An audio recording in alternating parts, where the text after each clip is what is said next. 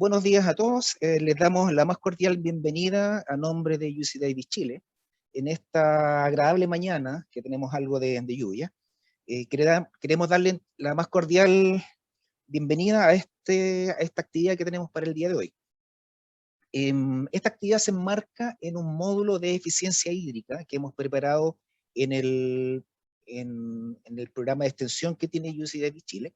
Y antes de comenzar, quiero hablarles de algunas reglas importantes para esta jornada.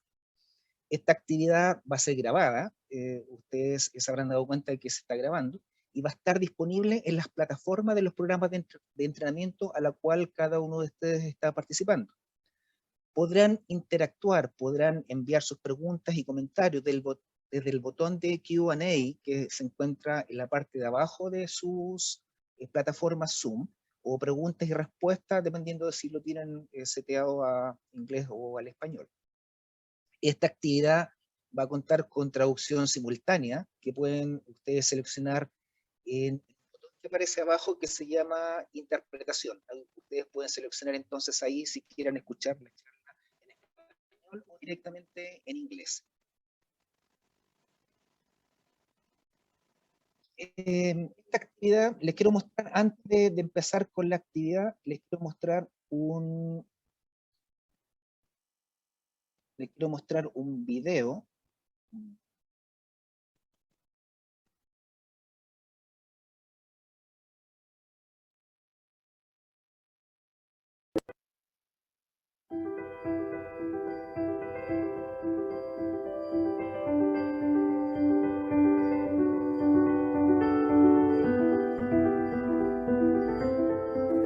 La industria agrícola nacional se ve enfrentada a diversos desafíos: el cambio climático, el déficit hídrico, la disminución de la mano de obra, las nuevas exigencias de los consumidores, los movimientos sociales y la pandemia.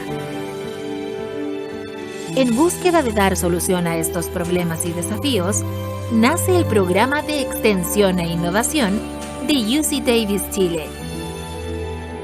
Basado en el exitoso sistema de extensión cooperativa de la Universidad de California y adaptado a las condiciones de nuestro país.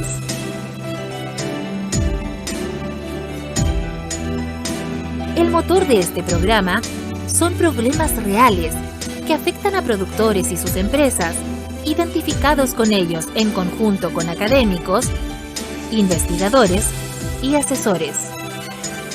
Buscamos las soluciones más apropiadas, facilitando su acceso y adopción. Lo complejo lo hacemos simple. Medimos los cambios para evaluar el beneficio económico, social o ambiental de estos.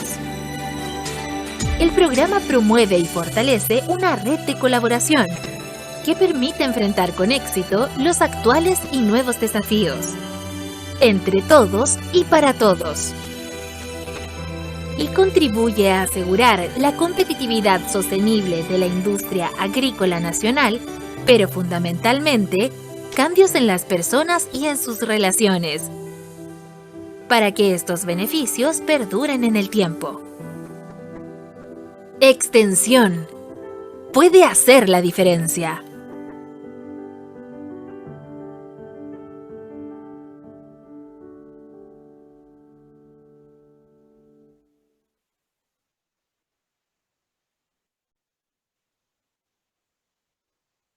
Ese es el video que les queríamos mostrar respecto al área de extensión que tenemos en UC Davis.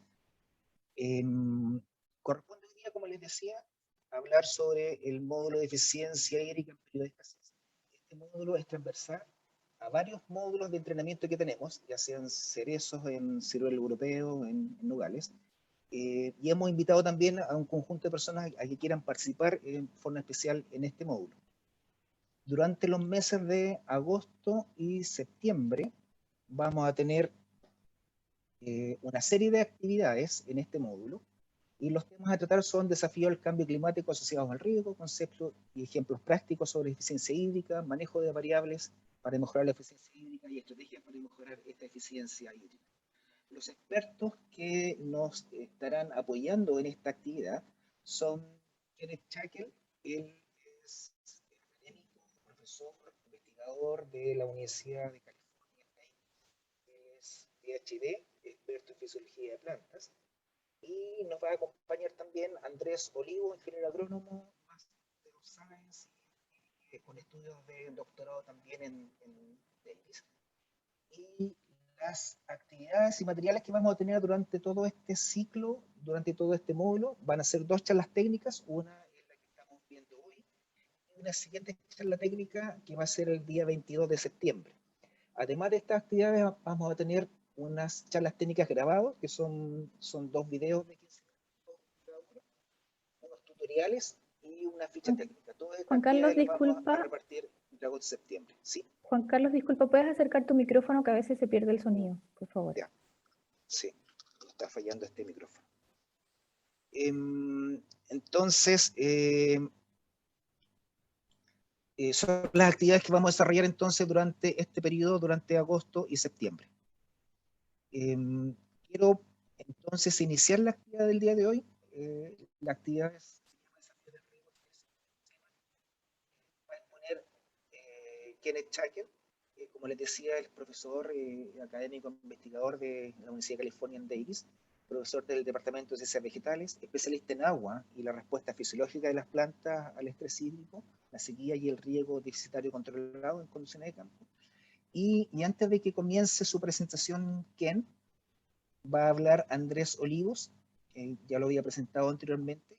Él trabaja precisamente en Chile en temas de nutrición vegetal, relaciones hídricas y en definir estrategias de riego para mejorar la eficiencia hídrica en cerezos, nogales, ciruelos, cítricos y pardos.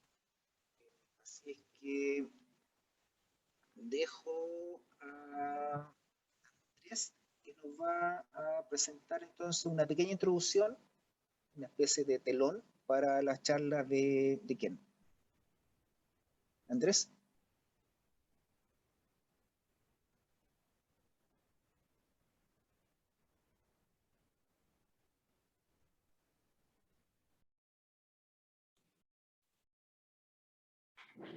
Muchas gracias, Juan Carlos.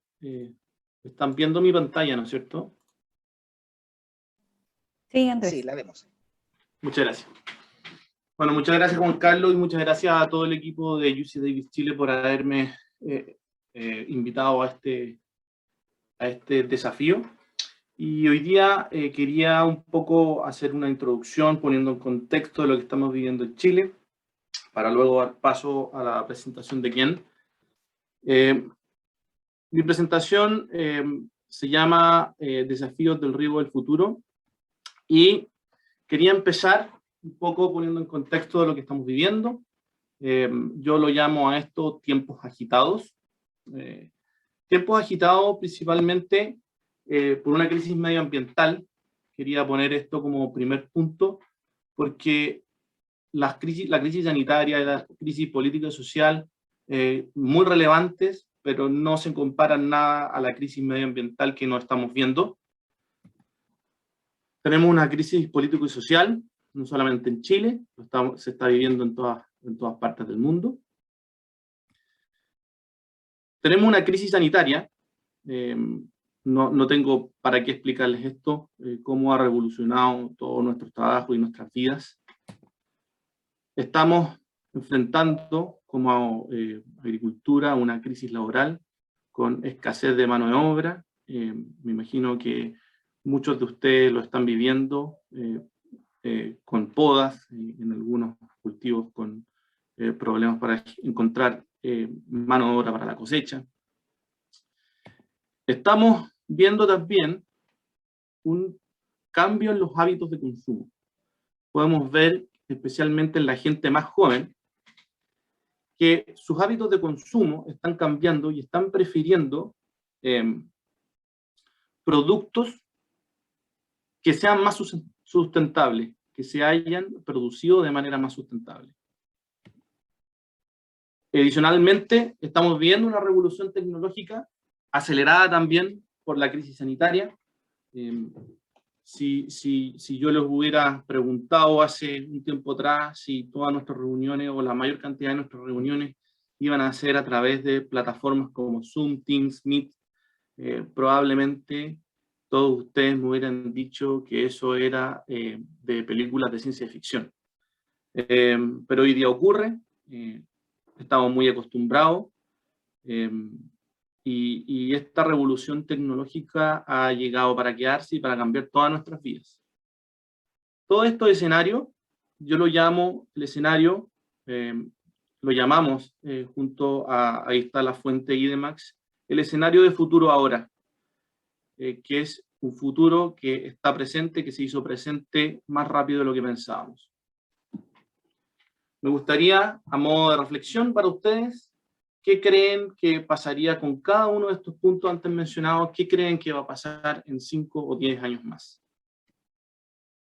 Me enteré por la prensa, desde hace unas 2 o 3 semanas, cada vez que nos metemos a las plataformas digitales de noticias, o prendemos la televisión, o escuchamos la radio, diariamente salen 2 o 3 noticias que tienen relación al nuevo clima que estamos enfrentando, y especialmente este año, con la sequía que estamos viviendo, ¿cierto? Especialmente la sequía, y ustedes pueden ver un sinnúmero de noticias y cartas al director relacionadas con la sequía. Lo más importante es que, como dice el director de la DGA, lo que se ve para este año puede ser tanto incluso más grave que lo que vivimos en el 2019, que ya fue muy grave. Y un poco para ponerlo en contexto y para poder ver que esto no viene de solamente de rumores de pasillo, quisiera un poco comentarles lo que nosotros principalmente estamos viviendo en una zona de producción, que es la zona de Rengo, con datos aportados por la Junta de Vigilancia del Río Claro desde el año 1980 hasta el 2021. Precipitaciones a lo largo del tiempo. La línea amarilla es lo que se considera un año normal, que son aproximadamente 480 milímetros. Y podemos ver, vamos a ir de lo más general a lo específico, cómo este cambio dramático en las décadas este es el promedio de precipitaciones por década, cómo han ido reduciéndose las precipitaciones, ¿sí? Y no solamente reduciéndose en el número, un número absoluto, sino que lo más importante es ver cómo año a año los periodos se van repitiendo.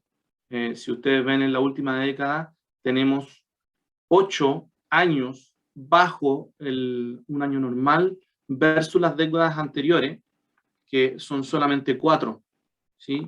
Entonces, ¿qué quiere decir esto? Quiere decir que los periodos de sequía se van a ir repitiendo de manera más frecuente. Esto no solamente lo vemos acá en Chile, ¿cierto? Lo vemos en Estados Unidos, en California, que los años secos se van repitiendo de manera más frecuente. Bueno, los dos gráficos de arriba representan lo que es las precipitaciones anuales de enero a diciembre, o de enero a enero, ¿cierto? Aunque a mí me gusta mucho más mirar año agrícola, ya que las precipitaciones que se producen en el periodo de verano, dígase enero, febrero y marzo, parte de marzo, no aportan mucho al aporte, o sea, no tienen mucho aporte hídrico, ¿sí? Entonces, yo adapté un gráfico sacado de el California Water Blog, que se lo recomiendo que lo visiten, donde hay varios blogs acerca de sequía, y con los mismos datos de la Junta de Vigilancia hice este gráfico, que solo incluye un par de años, porque ver 41 años en una misma gráfica puede ser un poquito difícil. Entonces dejé solamente los extremos y los promedios. Podemos ver año 82 y año 97, 98 con precipitaciones muy altas en el año 82, con casi 1000 milímetros en la zona. Y vemos cómo los años más secos, que a la fecha, este es el cuadro que muestra hasta agosto, los más secos, el 98, el 99, solamente habían caído 88 milímetros. El año 2019-2020 habían caído a la fecha 127 y hoy, hasta hoy día, este año habían caído 114. De los 3 años, ustedes pueden ver que 2 de los 3 ya son en los últimos 3 o 4 años. Entonces, vamos a empezar a ver más frecuentes estos periodos. Entonces, ¿qué hacemos a modo de reflexión? Según el contexto actual que yo les describí en los tiempos agitados, y lo que quiero que ustedes piensen como escenario futuro, que va a ser bastante incierto, no solamente por el medio ambiente, sino también por todos los otros crisis y contextos que estamos viviendo, la pregunta que les quiero dejar es, ¿debemos seguir haciendo lo mismo? ¿Debemos seguir regando como seguimos regando? ¿Cómo ven ustedes a futuro la disponibilidad de agua? ¿Y qué estamos haciendo ahora para ponerme en ese escenario incierto? Muchas gracias y con esto dejo a Ken. Muchas gracias, Andrés. Damos entonces la palabra ahora a Ken. Ken, ¿puedes subir entonces la presentación? Excelente. I have it shared, yes? La tengo compartida, ningún problema. Sí, excelente, todo bien. Okay. I'm going to try to get my pointer Voy a there. intentar a sacar mi puntero, estamos listos. Entonces, me honra poder presentar a este grupo. Gracias por invitarme a hablarles desafíos de riego relacionado al clima. Ahora, el enfoque de mi charla será sobre si las reglas para manejo del riego cambiarán con el cambio climático. Me imagino que todos han escuchado muchas veces que cambiará el clima y que hay muchas predicciones diferentes. Yo me enfocaré en si alguna de estas predicciones tiene un impacto sobre el manejo del riego. Ahora la pregunta pasa a ser, ok, ¿cuáles son las reglas?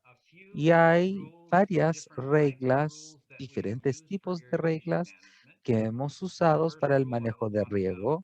El primero que hablaré sobre manejo de riego basado en evapotranspiración o ET. Hablaremos sobre riego basado sobre un equilibrio de suelo y suelo-agua, que es una combinación de suelo y ET. Y hablaremos de la importancia del entender la distribución radicular para usar el suelo y el equilibrio de suelo-agua. Y también hablaremos de abordajes más recientes desarrollados en base a la planta para el manejo de riego y habrá un resumen al final. Ahora, estas son reglas sobre el manejo de riego. Sin embargo, la primera regla de un cultivador es que intentarán cultivar y hacer crecer un cultivo. Es importante entonces colocar esta regla en el contexto de cómo influencian el cultivo. Otra regla que no mencioné y que probablemente es la más simple es lo que llamamos en California la regla WIND, que en inglés significa lo que ¿qué hace el vecino? Exacto, la regla de qué hace el vecino. Eso es ver a la calle de al frente y ver qué hace el vecino, y el cambio climático no afectará la regla. Si la usan, no tendrán que preocuparse del cambio climático, solo preocuparse si su vecino esté en lo correcto o no. Entonces, evapotranspiración o ET en inglés es la regla del que agua se pierde a la atmósfera desde el suelo, esa será la parte evapo, o desde planta, que es la parte transpiración, y en muchos casos la transpiración es la fracción mayor de la evapotranspiración, pero juntamos ambos ya que son pérdidas hídricas. Y estoy seguro que muchos saben, y no tengo tiempo para entrar en detalle sobre el por qué las plantas, especialmente árboles, pierden agua ya que el labor de las hojas es tomar luz y convertirla a azúcares usadas para hacer el cultivo. Y para lograr el carbono dióxido, hacer azúcares, pierden agua. Por lo tanto, la pérdida hídrica es cercanamente relacionada a este proceso fundamental de la planta, que es importante para el crecimiento de un cultivo. Por lo tanto, cualquier condición ambiental que aumente la evaporación del árbol aumentará el ET de una huerta. Y por supuesto, uno de los efectos principales del cambio climático es que la temperatura está predecida a aumentar, ya va en aumento. Basado en ese único factor, uno esperaría que quizás este debería aumentar. Sin embargo, los cambios climáticos globales son temas muy complejos y la temperatura cambiante habrá influenciado los mares y todos los demás. Así que quizás exista, aunque quizás no estoy muy seguro, un aumento en humedad y un aumento de humedad incluso disminuiría la ET.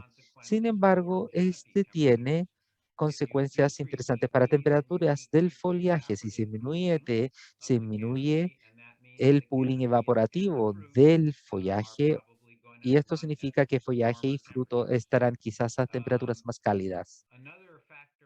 Otro factor del cambio climático es la variabilidad que nos habló ya Andrés. Eso significa que ET será más variable, quizás del día a día.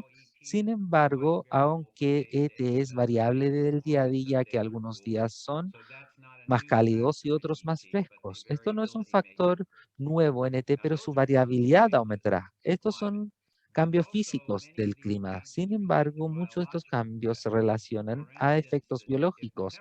Por ejemplo, si la temperatura aumenta, entonces el desarrollo de la planta, como también desarrollo de plagas y enfermedad aumentará en tasa, aunque depende de cuáles son las temperaturas, podría aumentar la tasa del desarrollo o disminuir la tasa del desarrollo. Por ejemplo, inviernos más cálidos reducirá el efecto de acumulación frío y atrasará florecimiento en primavera.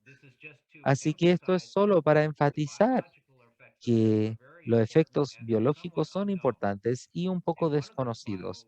Y uno de los efectos biológicos es que cuando el dióxido de carbono aumenta, que es la razón del cambio climático en un inicio, este tiene un efecto positivo sobre fotosíntesis, podrá tener un efecto positivo sobre la producción de azúcares y quizás sobre el cultivo. Sin embargo, cuando combinamos CO2 con temperatura aumentada, CO2 en sí podría aumentar fotosíntesis, pero también causa a las estomas de las hojas por donde se pierde agua a cerrarse y esto nuevamente disminuirá la evaporación del dosel o follaje y disminuye y también el acúmulo evaporativo podrá causar también un poco más de calidez o cálido en follaje o dosel. Si quieren resumir qué hará el cambio climático a ET y manejo de riego, ha habido mucha investigación para el tratar de descubrir este problema y diré que aún estamos en un punto de estar aún inseguros de lo que hará el cambio climático a ET, porque mucho de la investigación se enfocará en cultivos anuales, no de los árboles, pero para poder hacer esta investigación se necesita un modelo de cultivo detallado, del crecimiento del cultivo detallado, que le dará cómo responderá los diferentes niveles a CO2 y fotosíntesis. Si no tenemos tales modelos aún de crecimiento de cultivo para árboles e incluso para cultivos comunes como maíz, alfalfa y otros aún están en subdesarrollo. Sin embargo, ambos estos modelos de cambio climático global ha indicado que los factores biológicos que mencioné son muy importantes. Esto es que esto mata sierra o toma sierra cuando aumenta CO2, que hay ciclos de cultivo más cortos, y no lo mencioné antes, pero también hay cambios a la nutrición y nitrógeno en plantas. Así que el resultado neto podría ser que no existan cambios en ETE. Sin embargo, los estimados de cómo el ET de cambio van de un rango del 30% bajo normal a 60% más del normal. Así que en promedio quizás se podría decir que, que ET aumentará, pero hay un rango amplio de incertidumbre en estos estimados.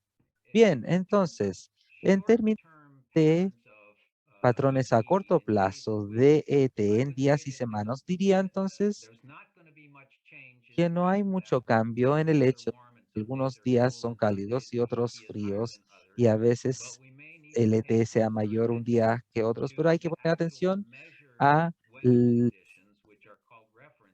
días reales que son ET de referencia, y esperamos que si estas continúan siendo correctos a medida que aumente CO2, pero esta es una pregunta entonces. Si sean correctas, entonces aún tendremos una buena referencia y tendremos que quizás poner más atención a esto. Esto significa que quizás necesitamos depender menos de al agendar con calendario dependiendo de el día o la cantidad de veces que irrigamos por semana, especialmente cuando las temporadas terminen.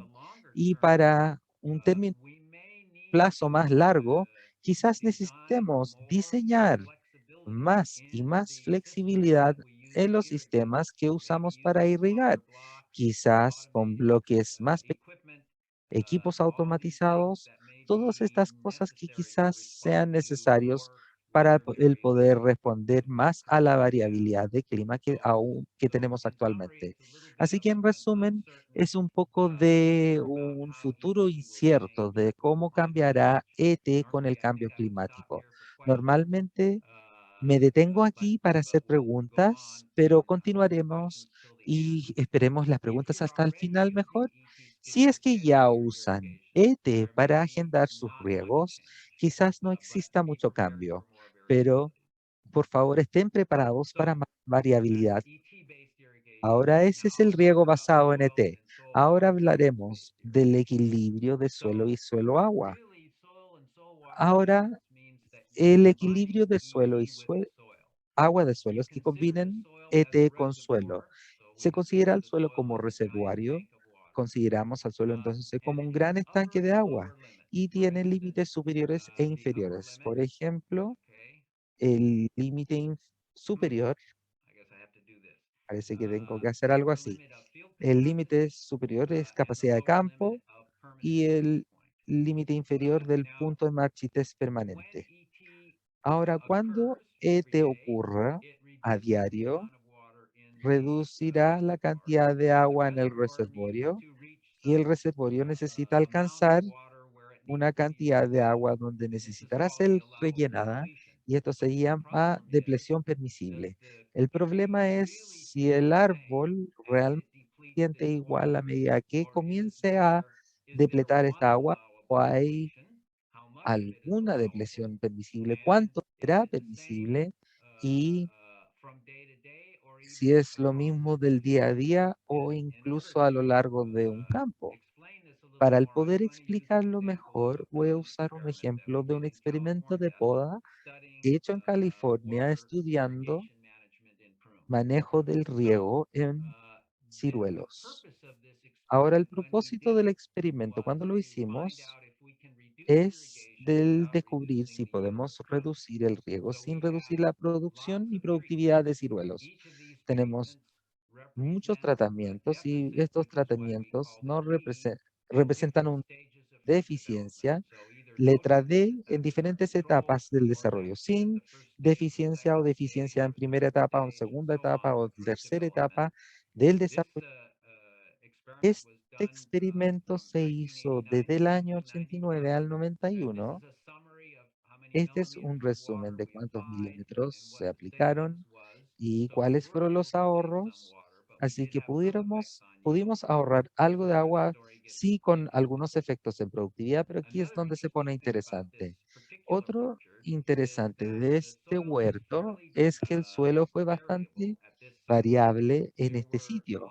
Hubieron bloques en la parte del norte de la huerta, donde la profundidad fue muy profunda, solo 75 centímetros, y los árboles relativamente separadas, con árboles mayores en el lado sur del experimento, donde hubo más de 2 metros de suelo y los árboles tenían mayor tamaño. Así que ya sabíamos que había variabilidad en esto. Ahora, lo que hicimos fue el regar diferentemente, pero medimos en el nivel de, con una cámara de presión, medimos potenciales hídricos. Muchos conocen lo que llamamos potencial hídrico silomático. Creo que hablaremos más en detalle sobre este en otro módulo, pero básicamente cuando estos valores bajan de 0 a Means the trees are more stressed. los árboles están estresados. Así que podemos ver que cuando dejamos del regar, que son las flechas de abajo aquí, aquí y aquí, cada vez que dejamos de regar, los árboles se hacen más estresados. El control jamás tuvo flechas que dejaban el riego, así que su nivel de estrés fue por sobre del 10 bares hasta -5 a -10 bares. Y después, cuando comenzamos a regar nuevamente, los árboles se recuperaron. Así que los resultados generalizados de las mediciones de planta es que el suelo más bajo o menos profundo, por ejemplo aquí el suelo menos profundo, que es la curva oscura, siempre tuvo más estrés que el suelo profundo. Este es el caso para todos los tratamientos hechos, incluso en los controles. Pequeña diferencia, pero no mucho. Así que D2 serán déficits durante toda la etapa 2 del crecimiento de fruto. Fue el estrés más severo, ya que fue el más largo y los árboles se estresaron mucho, casi 30 bares, y D0 y D1 no tuvo mucho estrés en ambos casos. Vamos a mantener ojo en ambos grupos de tratamiento. Los tengo en colores aquí, verde y rojo. Soy un poco daltónico yo, pero si vemos D2, que es el de mayor estrés, vemos florecimiento, notarán que el D2 tuvo mayor cantidad de florecimiento comparado con los demás tratamientos, especialmente grupos control. Sin embargo, también tuvo alta tasa de caída de fruto comparado con control, y este resultó en la menor cantidad de carga de cultivo y menor productividad de todos los tratamientos, especialmente comparado con control. Más estrés significa más flores, más caída, menos producción. Y esto es verdad en suelos de baja profundidad, donde el estrés fue bastante severo cuando causamos estrés. Ahora, en suelos profundos, sin embargo, D2 aún tuvo mayores flores, aunque no diferentes significativamente, bastante diferentes del control, y un poco más de caída que grupo control, pero noten que terminó con la mayor carga y la mayor productividad, y fueron los controles con el menor. Así que en bloques de suelo profundo, el estrés aún causa más flores y más caída, pero también mayor productividad. Así que las conclusiones del experimento fueron, es que quizás hubo un déficit óptimo de agua que entregó el mejor beneficio de mayor florecimiento y no tanta caída del fruto. Y esto muestra que los árboles en cada tipo de suelo, aunque entregado el mismo agua, no vivieron la misma cantidad de estrés. Así que la pregunta importante aquí es que cuando se tiene un déficit SAONET, quizás no se traduzca al déficit del árbol que se quiera. Quizás tengan el mismo déficit PT, pero diferentes efectos en diferentes árboles debido al suelo. Y el problema es que el predecir cuánto suelo o déficit te entregará tanto déficit de árbol es muy difícil. Y les voy a mostrar ejemplos de esto después. Esto también significa que hay que considerar a las raíces, solo ET para el descubrir quizás cuánto estrés se causará.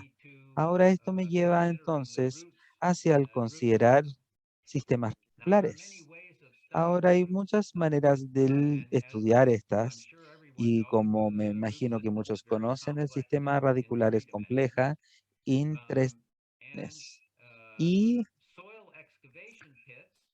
las fosas de excavación de suelo son buenos para el entendimiento básico de donde la mayoría de las grandes raíces estén, que se puedan ver, donde existan problemas como hard pan o suelo endurecido que restrinja movimiento radicular o capas restrictoras de agua como capas de vemos aquí.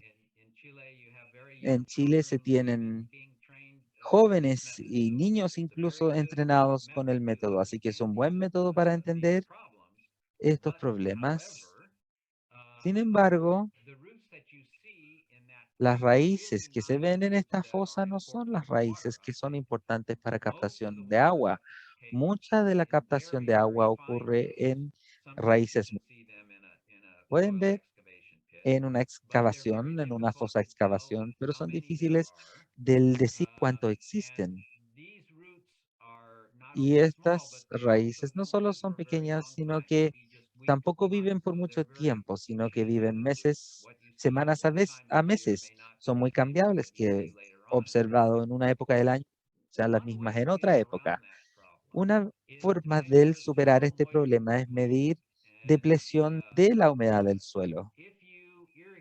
Si se riega, especialmente si se tiene riego por inundación o precipitaciones, las raíces usualmente captarán agua de la parte más baja del suelo primero y después progresará a profundidades. Se podrán decir que las plantas son inteligentes. Captan primero el agua más fácil y guardan lo más difícil para después. Y se pueden usar estas mediciones para el tratar de definir zonas radiculares efectivas para un suelo y usar esa profundidad como sus estimados del cuánto es la depresión permisible para un suelo y un equilibrio, un abordaje de equilibrio de suelo ET.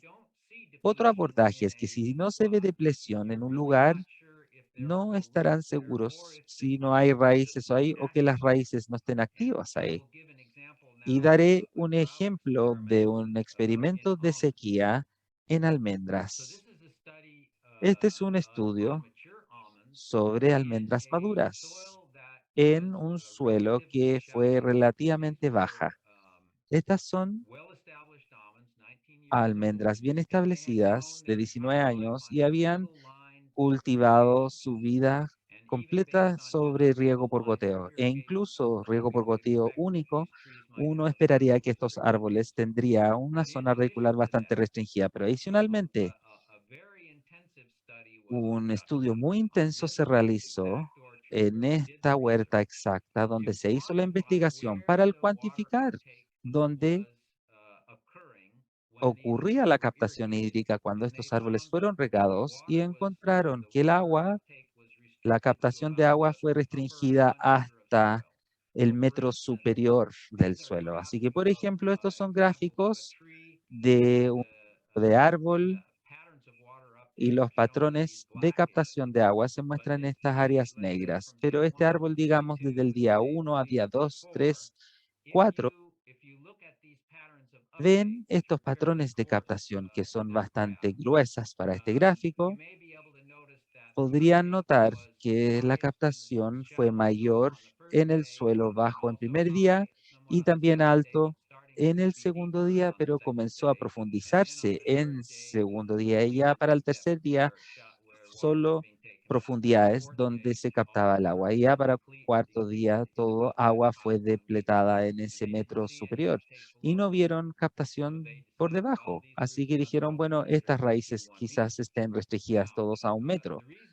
Ahora, la razón del por qué es importante es porque es un suelo de gravilla y no puede retener mucha agua, lo que significa que estos árboles fueron dependientes de 1 metro de suelo que no retiene tanta agua. Así que nuestros objetivos de investigación para el experimento fueron del determinar si pudiéramos, en realidad, los objetivos principales de investigación es descubrir qué requeriría para que un almendro sobreviva bajo sequía y si pudiéramos regar con muy poco para mantener la vida de los árboles bajo sequía severa.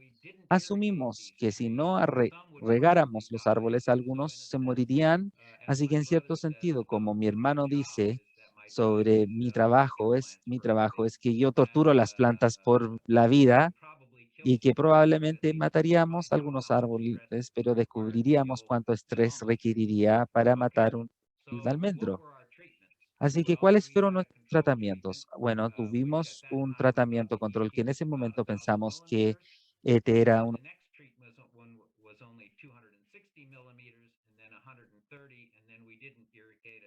y después nos regamos esperando que algunos de estos árboles morirían. Así que ya que esperáramos muerte de alguno de estos, pensamos que quizás necesitaríamos podarlas severamente para ayudarles a sobrevivir la sequía.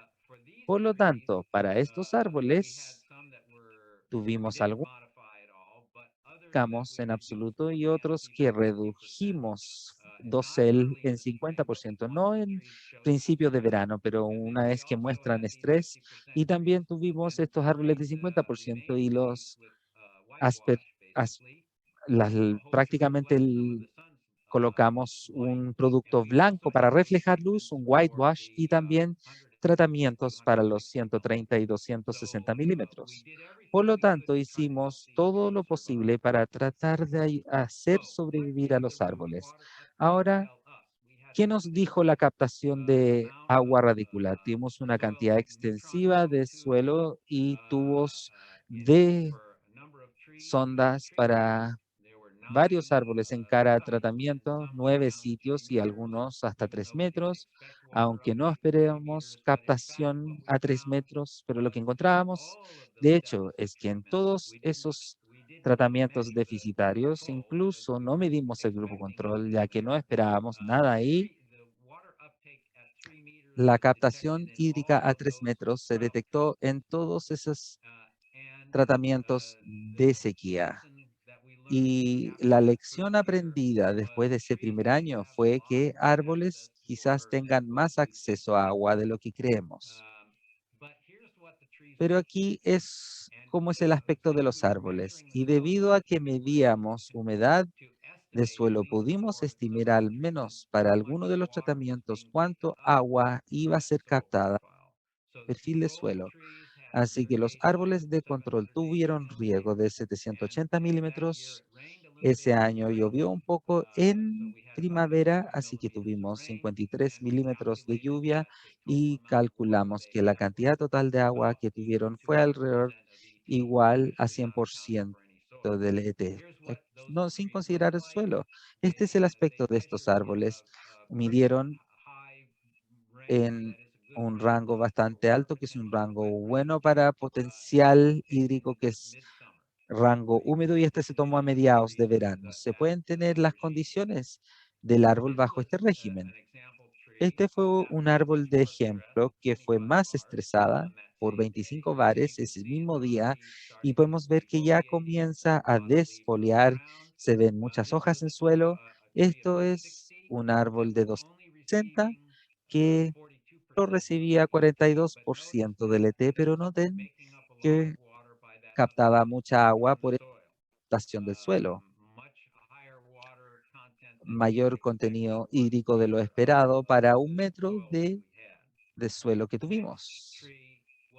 El otro árbol, de hecho, fue el árbol más estresada del lote completo, y este árbol vino del cero tratamiento con un poco de precipitación en los veranos, pero también captó mucha agua del solo 20% del ET.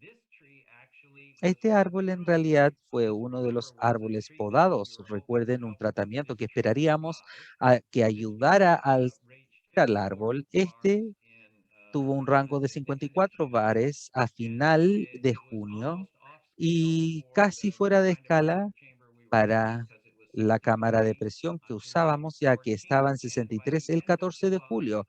Y ya para finales de julio, este árbol quedó completamente desfoliado. Este árbol estuvo bajo estrés hídrico severo.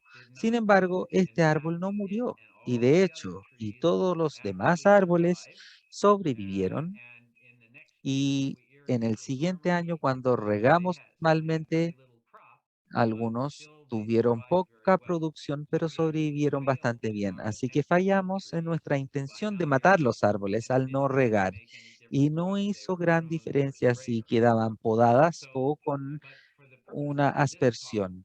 Pero para propósito de esta charla, el punto que quiero hacer es que aunque determinen zona activa de raíces de un árbol, al monitorizar depresión de la humedad del suelo, precisamente quizás no le dirá de qué es capaz de hacer el árbol.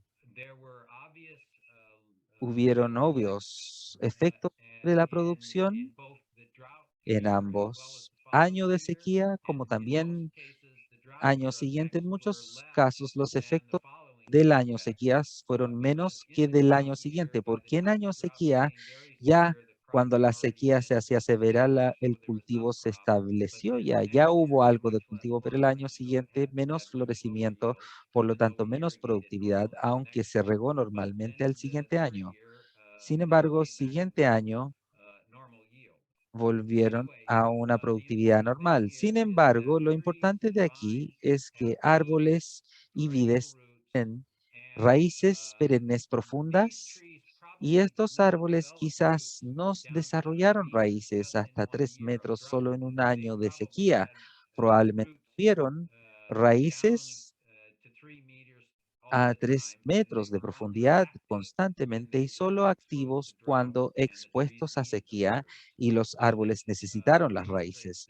Así que este ilustra la dificultad del predecir el comportamiento de un árbol cuando esté bajo de condiciones de sequía, incluso cuando se sepa todo lo que hay que saber sobre manejo de riego en un año normal. Así que estos 3 métodos, la de base ET, la de base de suelo a agua y entender relaciones de raíz agua y captaciones de raíz agua es para planificar y diseñar sistemas y entender qué es. Pero un limitante es que ninguna nos dirá cómo se siente la planta. Por lo tanto, aquí hablaré de abordaje hacia la planta y especialmente en los últimos 10 años han habido muchos dispositivos desarrollados que miden el estrés o dicen que miden el estrés hídrico. Y es un gran sueño de los científicos de hoy que quizás podamos inventar algún tipo de sensor, como vemos aquí. Esta es una idea muy bonita. Sin embargo, yo diría que no estamos aún completamente ahí del poder percatarnos todo el estrés de una planta simplemente al medirlo remotamente. Nuevamente, esta es un poco de introducción, pero estoy seguro que todos entiendan que el agua de una planta está bajo un estado de tensión, que es lo que mide la cámara de presión, especialmente cuando se seque el suelo, porque la atmósfera with a great amount of power to evaporate. evaporará agua de las hojas con gran poder y las hojas deberán tirar agua desde el tallo. Eso significa que el agua tira agua desde tronco, tronco de raíces y las raíces deberán tirar agua desde el suelo. Seque el suelo vuelve a tirar de vuelta. Así que esta crea normotensión incluso cuando hay humedad del suelo y aún mayores niveles de tensión cuando hay resequedad en el suelo. Y tenemos buena evidencia para que esta tensión causa las plantas reducir productividad o reducir fotosíntesis y reducir crecimiento. Y hay pocos métodos que miden la tensión directamente. La bomba de presión que les hablé un poco Hay un método nuevo que se llama microtensiómetro y hay otros tipos de métodos que se pueden usar para medir la tensión directamente, llamamos potencial hídrico directamente. Pero estos métodos no están disponibles aún. El microtensiómetro recién comienza a estar disponible, pero hay muchos métodos que se han propuesto para el medir estrés indirectamente al medir cómo la planta se comportará, como por ejemplo es los dendrómetros, es medir cuánto crece un tronco o cuánto se encoge a diario y esa se relaciona a tensión en el árbol, pero no es igual a la tensión del árbol.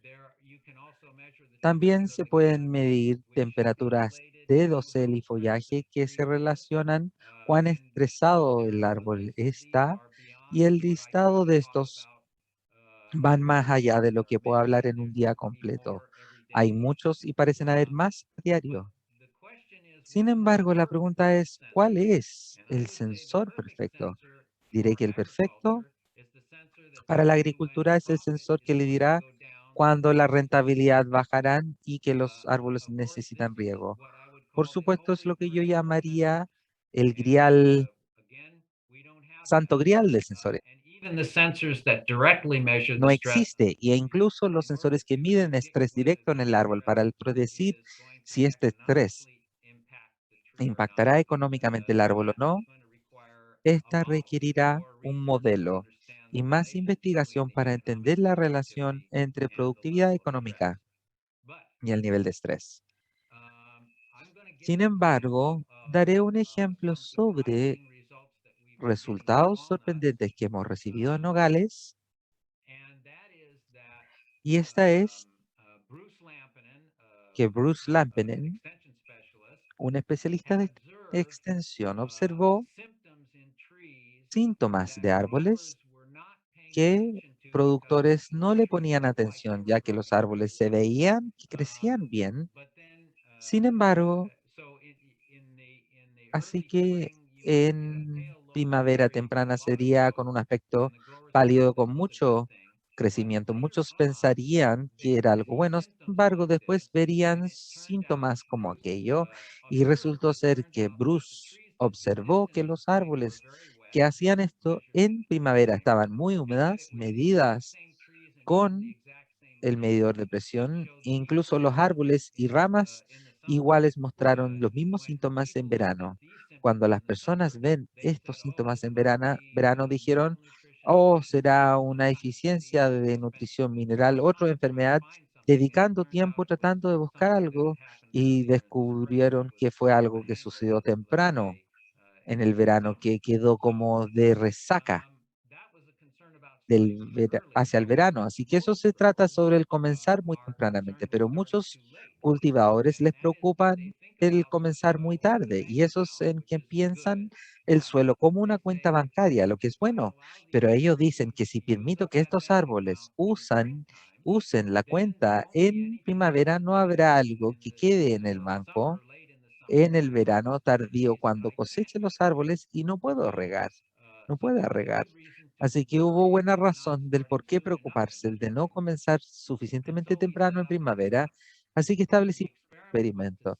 Y el experimento fue de testear diferentes niveles de potencial hídrico cinemático antes del comenzar de regar. Nuestro plan fue usar la cámara de presión en primavera y esperar algún valor. Así que tuvimos un tratamiento de el productor donde él decidía su riego y después 3 tratamientos más o 4 tratamientos más donde establecimos esperaremos hasta un bar más seco que el valor de riego total o 2 o 3 y 4 bares respectivamente. Y una vez comenzado el riego, no quisimos suplir, sino que continuar regando como lo hace el productor y vemos qué pasa.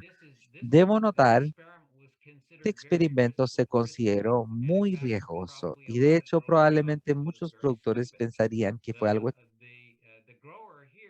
El productor de aquí fue muy valiente para el permitirnos hacer el experimento en su huerta en Tajima, y la razón de aquel fue porque observaban síntomas de estrés hídrico en cosecha donde no podían regar y asumían a que se debía que los árboles necesitaban más agua, no menos.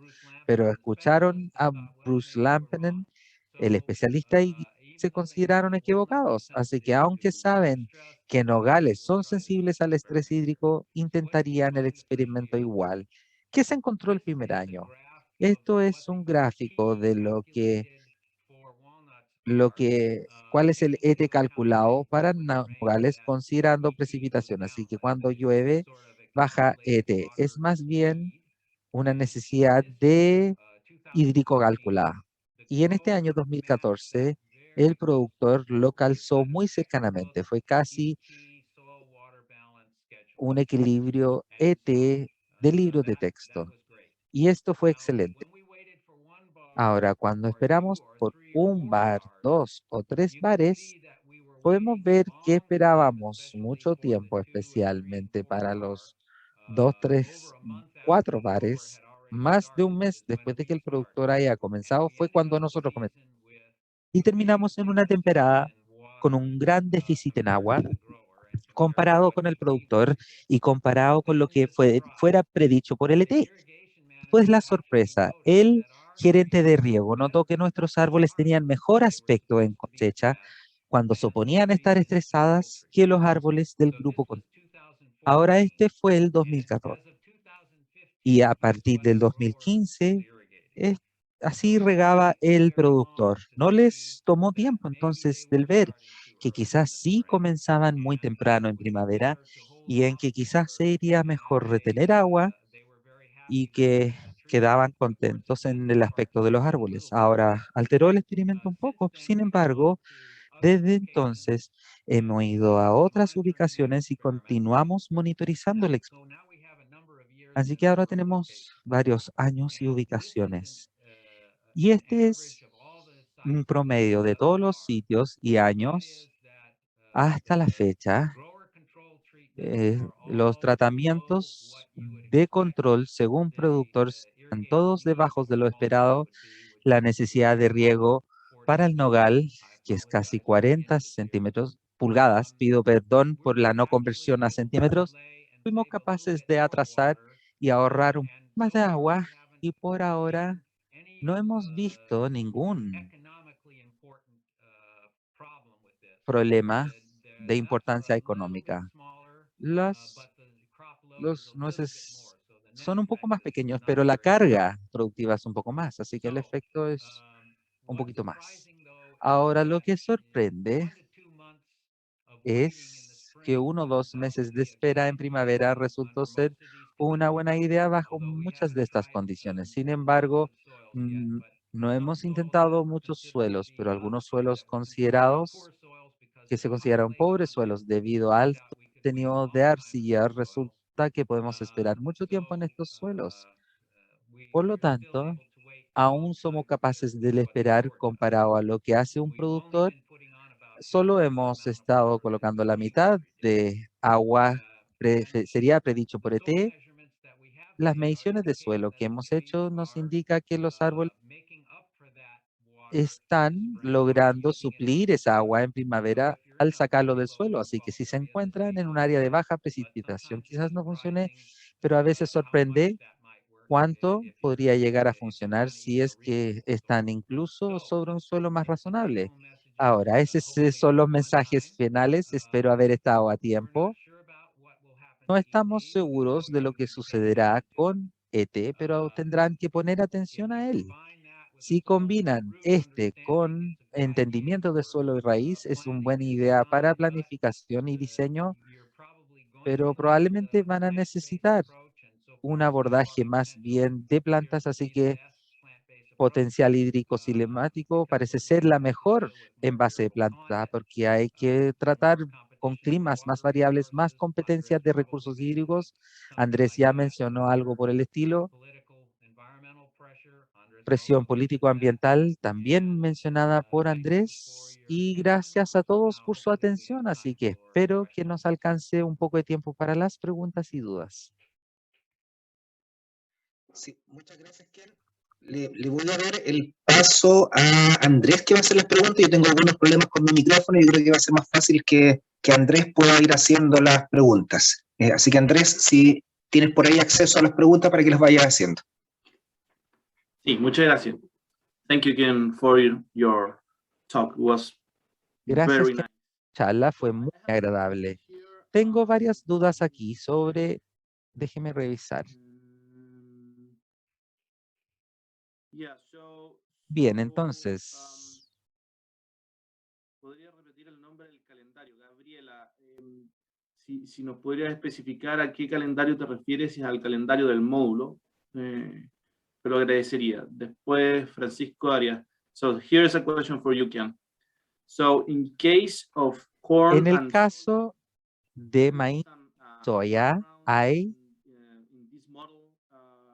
un poco de información historial de este modelo. Desconozco a qué modelo se refiere, pero me imagino que todos los de ET o modelos, él está preguntando sobre maíz y soya específicamente. No escuché la primera parte de su charla. ¿Qué tal de la soya y maíz? Él pregunta porque se enfoca principalmente en tales, que esos son los principales que tenemos en Chile. Sin embargo, él pregunta sobre soya y maíz, si hay algunos modelos. Creo que él pregunta sobre los modelos de equilibrio hídrico. ¿Qué tal sobre eso? Bien, las cantidades que mostré, un 30% de disminución y un 60% de aumento, estos modelos creo que fueron para maíz y soya en diferentes áreas. No sé si tengo la referencia en la diapositiva, pero a ese módulo me referiré.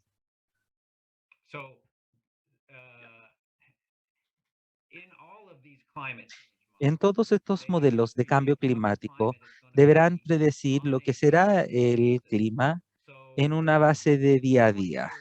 El punto que quiero hacer es que hay tantos escenarios diferentes sobre qué sucederá al clima que necesitan intentar considerar todos estos detalles. Y para mí hay mucha incertidumbre relacionada, pero la incertidumbre va desde 30% menos a 60% más. Okay, thank you. Francisco, Sí, espero gracias. que haya quedado claro. Si no, puedes preguntar de nuevo.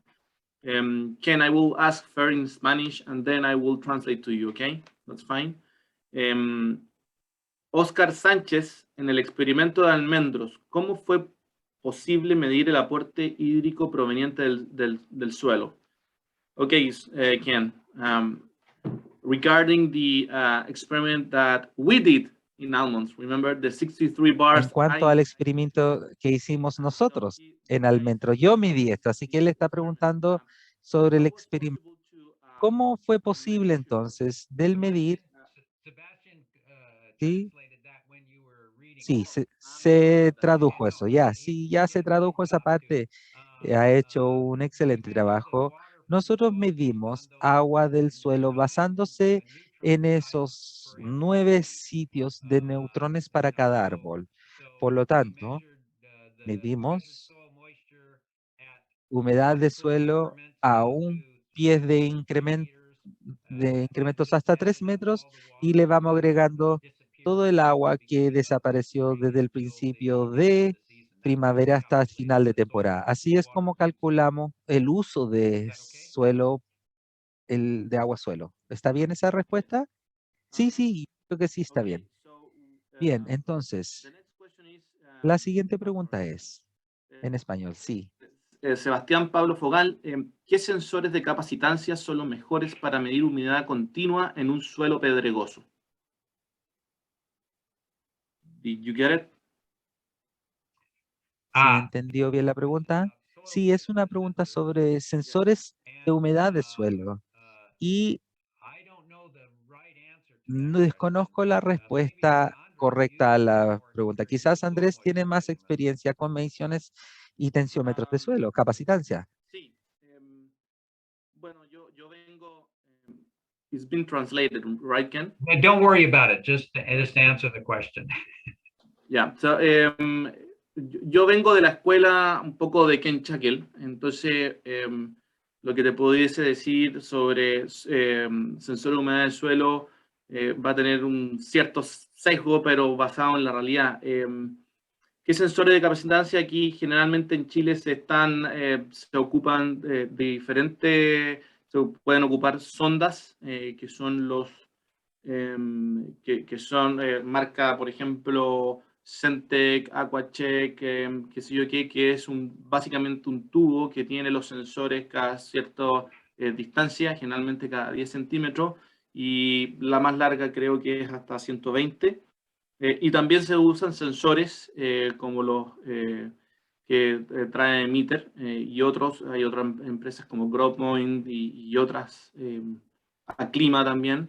Y en un suelo pedregoso es bien difícil porque la instalación se hace muy difícil y generalmente tiene que destruir mucho el suelo. Entonces, aparte de destruir mucho el suelo, tienes que esperar un tiempo para que el suelo se condicione al sensor y esperar un tiempo para que realmente puedas tener buenas mediciones. Y aparte que pueden quedar no en 100% en contacto con el sensor. Entonces, en suelos pedregosos, los sensores de humedad son más difíciles de interpretar, son más difíciles de instalar. Y tienes también algunos problemas con algunos sensores que incluso los puedes quebrar. Entonces, ¿cuál es el mejor? No sé si podría decirte cuál es el mejor. El suelo pedregoso es un desafío para cualquiera de los dos. Espero haber contestado un poco tu pregunta. I guess, Ken, you have more or less the same Creo que opinion. usted, Ken, tiene la misma opinión, más o menos. En suelos pedregosos, ¿cierto? Los sensores de capacitancia son más difíciles de instalar, básicamente, ¿cierto? Sí, agregaría que sensores de humedad en general son difíciles de interpretar en cuanto comiencen a irrigar, especialmente con riego localizado o por goteo, porque el sensor de humedad puede estar dentro o fuera de la zona humedad o entre la zona humedad. Es difícil de entender qué zona es la más importante para manejo del riego para cosechas micro regadas.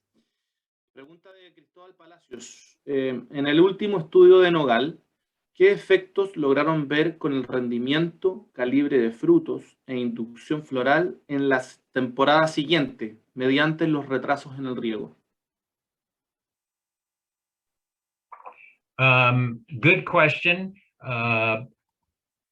Generally, we saw. Buena pregunta. Generalmente vimos un poco más carga de con un riego deficitario. No determinamos el por qué fue cierto esto, sea que tenga que ver con la inducción o iniciación floral o patrones de ramificación o cultivo u otros, y vimos un tamaño menor de nuez. Sin embargo, no muy instantáneamente de cuál fue la diferencial de tamaño, pero no fue suficiente para el tener un efecto económico sustancial. Así que en cuanto a producción, vimos poca diferencia y no vimos diferencia en calidad de nuez, excepto quizás en una mejora leve, quizás en colorido de nuez. Así que por lejos hubieron pocos impactos sobre productividad económica. Aunque sí diría que el atrasar el primer riego, especialmente si pudiéramos esperar un mes, debería tener un gran beneficio económico positivo, ya que no hay regadores ahí y no hay sistema funcionando. Excelente. Siguiente pregunta. No sé cuánto tiempo nos queda, pero voy a continuar hasta que UC Davis Chile, los de UC Davis Chile me digan detenerme. Por lo visto, Bien, en los experimentos, los comportamientos de los árboles al estrés varían dependiendo de las especies. pero aún así pueden ser productivos. ¿Qué podemos hacer al respecto para lograr entender mejor nuestros cultivos? La pregunta de Jorge Espinosa. What we can do is more research. Is that the right answer? For me, at least, yes. Maybe I need more clarity in the question.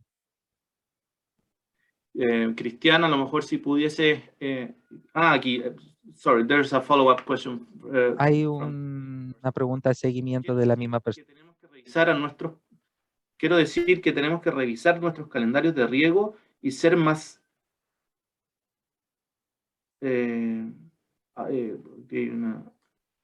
ser a la necesidad. I guess what he is saying is we should irrigate more. Creo que lo que él dice que deberíamos regar más basándonos en las necesidades de árbol en vez de calendario, creo, ¿no? Yo estaría de acuerdo, siempre deberíamos regar basándonos en la necesidad de árbol que en de calendario. Pero la gran pregunta es cómo definimos necesidad de árbol. Y si la definimos tal como el uso de agua por el árbol, es que pueden existir problemas. Pero puede quizás sea seguro. Por supuesto, esta es la manera, la norma del pensar del riego, que es con lo que el árbol necesita, es lo que usará. Pero creo que los resultados de Nogal y en otros resultados muestran que quizás es mejor pensar lo que el árbol necesita tener para una productividad económica, no solo lo que el árbol use biológicamente en ET. Aquí hay una pregunta interesante. Gracias por la presentación. ¿Qué opina del uso de lisímetros en estudios de eficiencia hídrica en frutales?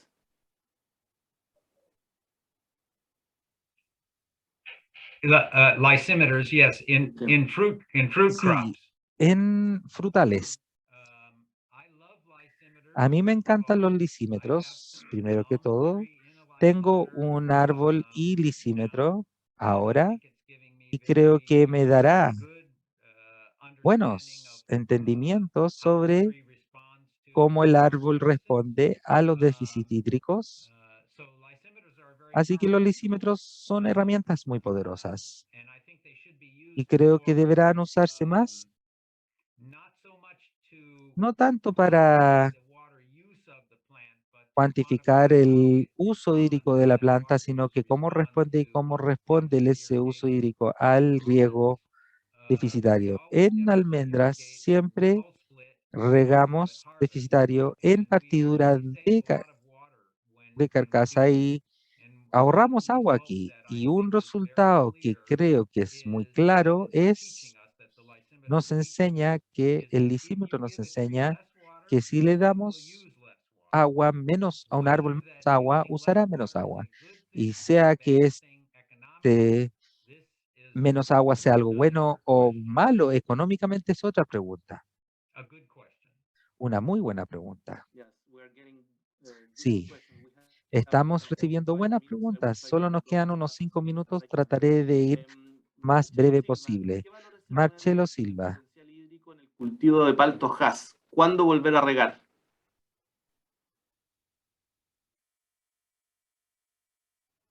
I don't know. I think they're similar to Desconozco, creo que son similares a algo de entre almendros y nogales, pero quizás 10 bares puede que sea un valor menor y después hay estrés, pero la verdad es desconozco.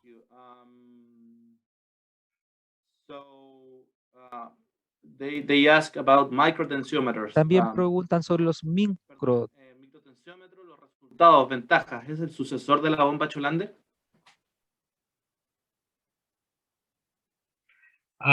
So far, yes. Hasta ahora sí. ¿Qué tal esa respuesta más corta? Excelente. ¿Y para usted, Ken? En español. ¿El porómetro es el mejor instrumento para medir estrés hídrico en las plantas? ¿Sí o no? ¿Por qué? ¿Cuál es el mejor instrumento en su opinión?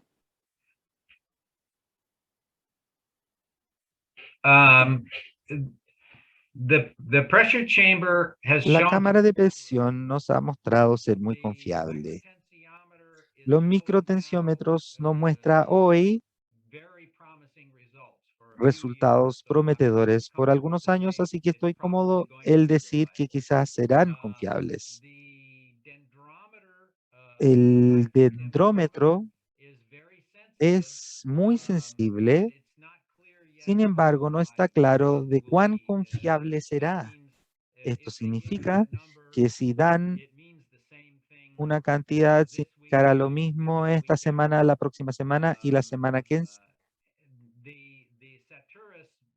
el termómetro Saturus ha mostrado algo de buenos datos en cítricos y otros, pero no buenos datos en almendras y otros. Así que creo que ese sigue siendo subdesarrollado. Pero esta pregunta es el podómetro. Sí, me debió haber parado antes. Podómetro, si es el mejor instrumento para medir estrés hídrico en planta. ¿Sí o no? ¿Por qué? ¿Y cuál sería la mejor en ese caso? Bien. Ahora el porómetro creo que tiene más problemas que el dendrómetro. Eso es que hay mucha variabilidad de hoja a hoja en lo que se mide. Sin embargo, el porómetro podrá quizás decirle cuando una planta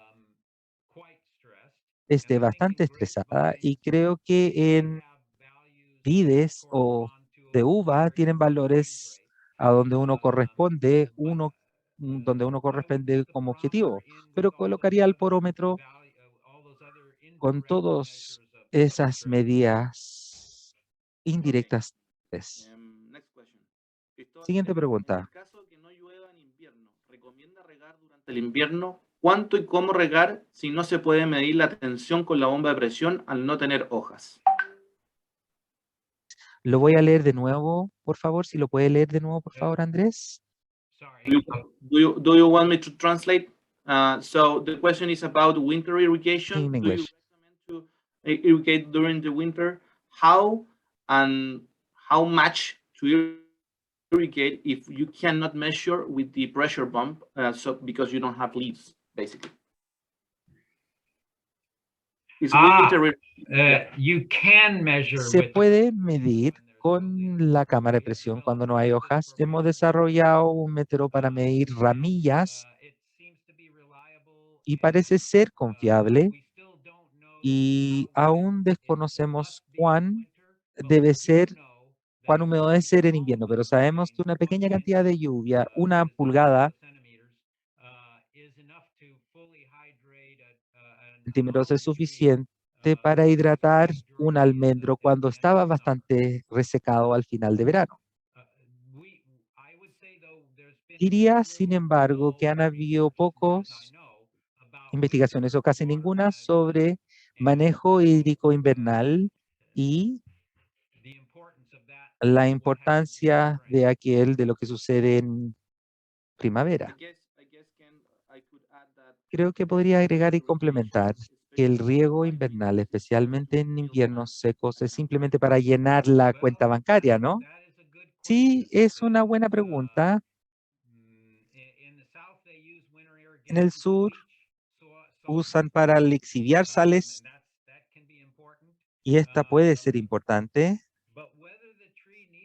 pero si el árbol necesita comenzar con la cuenta bancaria o no, no importa en cuanto rieguen para mantenerla en un buen rango hídrico. Este en sí es una pregunta también muy interesante. Desconozco que haya habido suficiente investigación sobre aquel para saber si la cuenta bancaria debe comenzar llena o no. Benjamín Albano, en el último punto del plant-based, el experimento concluyó en que las plantas se veían más sanas con riego un mes después. Mi pregunta es, si este método se basa en lo científico, pero es principalmente en lo visual.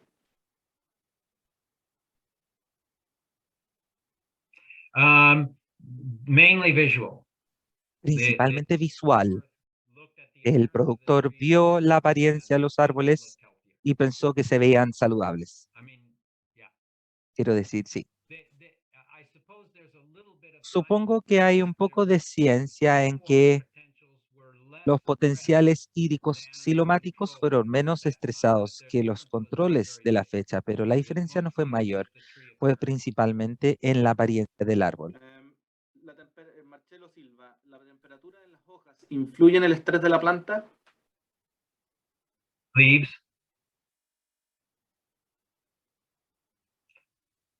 Andres, can you repeat the question in English, please? ¿Puedes Okay. repetir la pregunta en inglés, por favor? ¿Es la temperatura de las hojas influencia sobre el estrés hídrico de la planta? De hecho, es lo contrario. El estrés hídrico influencia la temperatura de hoja, porque el estrés hídrico cerrará estomas y cuando éstas se cierran aumenta la temperatura.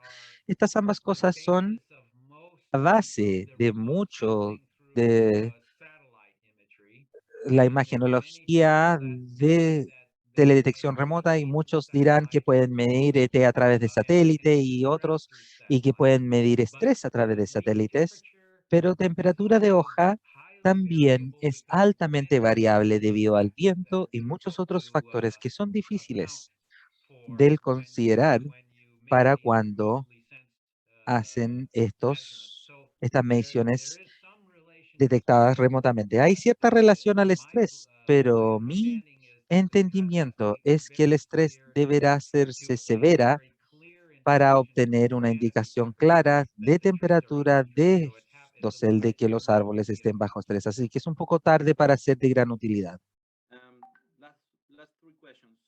Sebastián Pablo Fogal, ¿hay literatura específica de UC Davis que nos recomiende leer de estrategia de riego en nogales?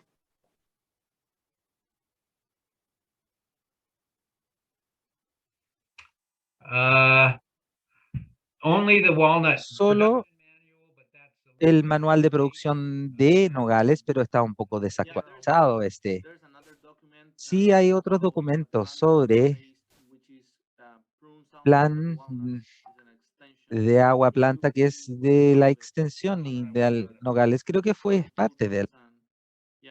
Sí. Sí, hay uno con respecto al uso de la bomba de presión que es bien didáctico.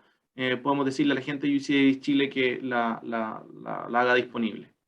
Creo que está solamente en inglés. Next question.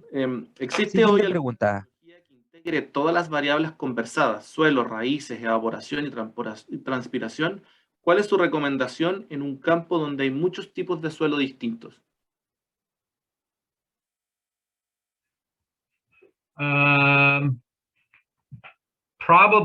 Probablemente la recomendación serían muchos diferentes tipos de riego,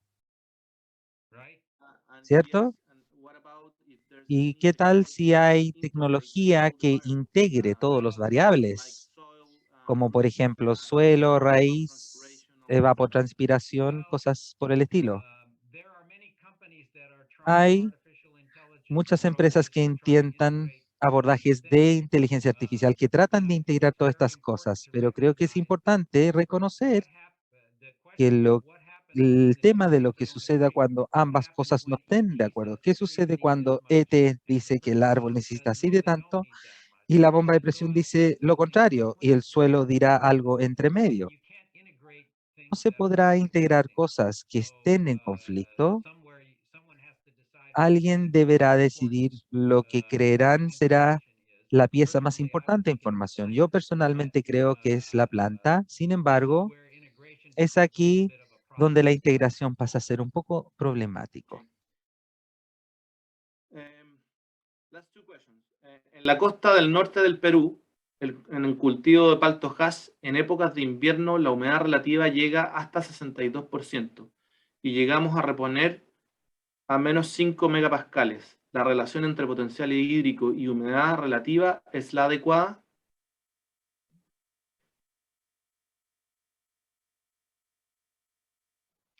I need to be more clear about. Necesito quedar más claro sobre los 5 megapascales y la humedad relativa. So basically, he's asking that in Yes, avocados they can Andres, get up to. start over, please. Andrés, vuelva a comenzar, por favor. In North Peru, in winter, the relative humidity may go up to 62%. Está repitiendo la pregunta. En la costa del norte de Perú, el cultivo de paltojas, en invierno la humedad relativa llega hasta 62%. El profesor no entiende el comenzar el riego a menos 5 megapascales. Es algo demasiado seco para cualquier cosa. Quizás se referirán a 5 bares, menos 5 bares del árbol. Quizás sea razonable. Intentemos entender si es así. Y después dice que la relación entre potencial hídrico y humedad relativa ¿está bien? Ah, ya, creo que hablan sobre la relación entre potencial hídrico y EPD, y humedad relativa. Sí, no desconozco si alguien ha establecido la relación entre ambas en Paltaja. Habiendo dicho esto, sin embargo, acabo de terminar un estudio sobre olivos y ellos tienen una relación bastante similar que los olivos y almendros y otros. Todos son más bien del tipo rango, del mismo rango. Algunos puede que bajen a 10 bares el extremo seco y otros algunos a menos 8 del extremo seco, pero algo en esa zona probablemente esté bien. Pero desconozco sobre relaciones en palta específicamente. Última pregunta. ¿El impacto climático va a traer desórdenes de crecimiento radicular al haber déficit hídricos?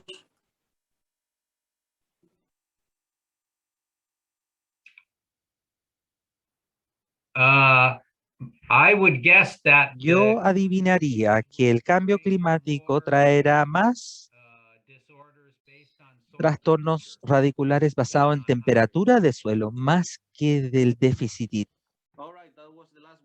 Bien, esa fue la última. Espero que hayamos respondido todas. Si no, pueden. Bueno, hablo en inglés, ahora cambio al español. Ojalá podamos haber respondido todas sus preguntas.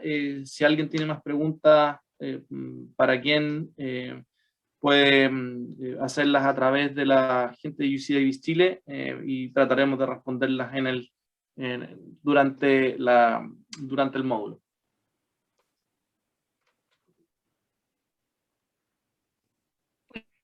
Ya, oye, ahora quiero, antes de cerrar, por favor, quiero que nos tomemos 45 segundos, un minuto, en que podamos responder una encuesta que les vamos a compartir en la pantalla y que nos permite mejorar las actividades que nosotros estamos realizando en función de sus necesidades. Entonces, es súper importante que se tomen este tiempo, que es súper breve, son solo 4 preguntas, y una vez que terminen de responderla, apretan enviar y damos las últimas palabras de cierre para concluir la actividad.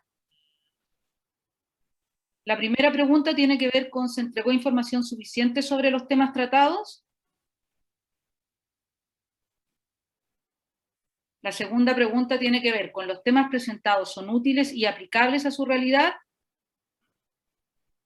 La tercera es ¿el contenido y las imágenes fueron simples de entender? Y la cuarta y última pregunta tiene que ver ¿la traducción le permitió entender de manera clara el contenido? Tienen 5 opciones, 1 es muy insuficiente y 5 es excelente.